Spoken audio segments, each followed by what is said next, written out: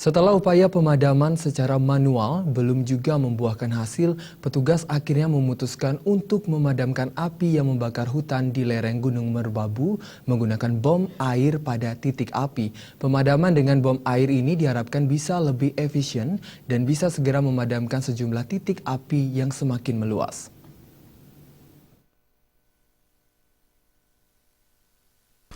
Inilah proses pemadaman api yang membakar hutan Gunung Merbabu.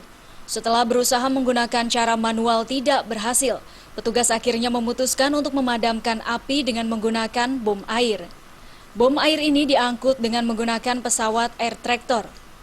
Bom air yang dibawa dilepaskan dari ketinggian tepat di atas titik api kebakaran.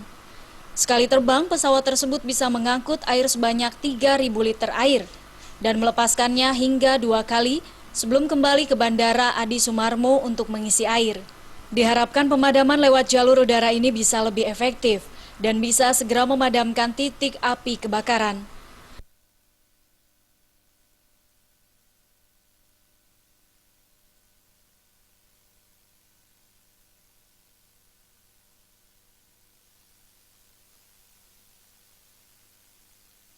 Proses pemadaman lewat jalur udara ini dilakukan selama 2 hari, yakni pada hari Kamis hingga hari Jumat.